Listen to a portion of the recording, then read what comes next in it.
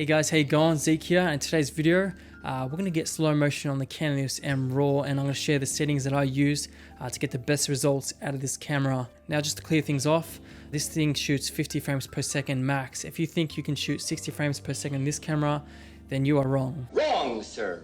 Wrong. So in these sample clips over here, I've shot at 48 frames per second, and then I've used FPS override to get 50 frames per second. And as you can see, I used a 2.35:1 aspect ratio to get a cinematic look. I used a Pentax 28mm f2.8 with a speed booster, and it just creates a really nice looking image. It's a vintage lens, so you know you got vintage character going, vintage color, and overall it's a pleasing look. Now, a few tips when shooting slow motion is that you want to have a story or a reason why you're shooting slow motion. So it's not something I'd use always, but when the key moments come in, I'll definitely trigger slow motion to get cinematic looking footage. So, you know, when you have moments when you're cooking and someone's chopping up vegetables, you want to get that slow motion with a gimbal or something like that, or when a bird's flapping its wings, or when people are walking on the street, stuff like that. That's the reason why I would want to use slow motion. Now, in this mode, you'd pretty much want to avoid shooting landscapes because there's a lot of aliasing. So recording people or portraiture or subjects that you're isolating with a shallow depth of field, then this mode works absolutely fantastic. So let's go ahead and take a look at the settings that I use to get slow motion on the Canon EOS M. Alright guys, so here I have the Canon EOS M. You can double check what mode you're in. So I'm in MV 1080p 48 FPS, and over here it confirms that I'm around 48 frames per second. And then I'll just hold the trash can.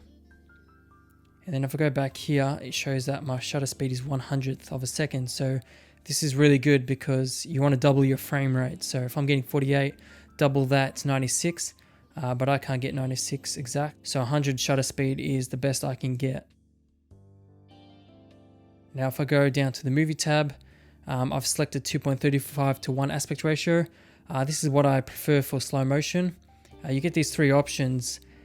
If you take it off, then you can obviously go higher, but I found that there are lots of corruptions in this mode, and you're not getting exact 2.35:1, so there's exactly no point of doing that. So I keep it at 2.35. If you're going to shoot 16:9, you're not going to get enough resolution. I mean, that's pretty low, but you are going to get continuous. So I just set mine to 2.35. You get the black bars, it looks cinematic, and that's exactly what I prefer. So make that max. And I found this mode, I get no flickering at all. There's no pink or dropped frames. It just works absolutely perfectly. And then that's pretty much it. So if I go down here, I've taken off sound recording. If you disable sound recording, it's less strain on the camera and you get more recording time. So 2.35:1 at this resolution. And then we'll just press menu. And then you just double check your settings. So yep, ISO 100, 1/100th of a second. And then 48 frames per second. So there you go, click record. Alright, and there you go, it shows you how much seconds you're getting. So ideally I don't want more than 5 seconds, but here I'm getting really good record limits. So alright, so I got around 20 seconds. This is all I need for slow motion, I don't want more. And these are pretty much the settings that I use. So if I go back and click play, we can see if we have any dropped frames. Now, if you press play, you want all, so it shows you frame by frame.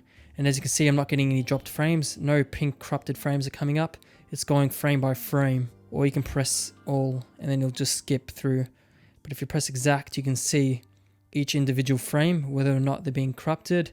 And as you can see, there's no frames being corrupted as I go through each frame. So this is absolutely perfect. Go ahead and stop that. So that's 48 frames per second, works absolutely perfect. And then you go down here to FPS override, click set, and I have done exact FPS to 50 frames per second from 48 frames per second. So actual FPS, we're getting 50 frames per second. So let's half shutter that. And it'll take us back to the menu, and then we'll just click record. Alright, so this is 50 frames per second raw video. Absolutely amazing stuff. Before we got 20 seconds, let's see how much seconds we can get with 50 frames per second. Alright, so about 12 or so. So that's still very good. Let's click play and see if we get any corrupted frames.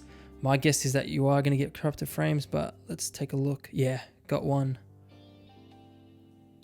And we'll just see if there's any more. Alright, so if you're going to shoot 50 frames per second, you usually get a corrupted frame at the start of your video, so that's about it. So I've gone through 170 frames and I've only got one corrupted frame, so that's really, really good for 50 frames per second. So, okay, so get out of this. And so these are pretty much my settings, guys. Ratio 2.35 to 1 at this resolution. And you want to make sure you set this 2.35 to 1 as well. And then exit out of that. I've tried enabling bit depth to 10, but you get corrupted frames with that. So I tend to leave bit depth off for high FPS modes. So that's it, guys. This is how I achieve my slow motion look. You can either select 50 frames per second or just take it off and you get 48 frames per second. It's completely up to you. These settings work absolutely perfect for me. And that's pretty much it. So as always, guys, thanks for watching. Hopefully you got something out of this video. Now it's your turn to go out in the field and start shooting some slow motion raw. Don't forget to like and subscribe if you haven't already, and I'll see you guys in the next video. Bye for now.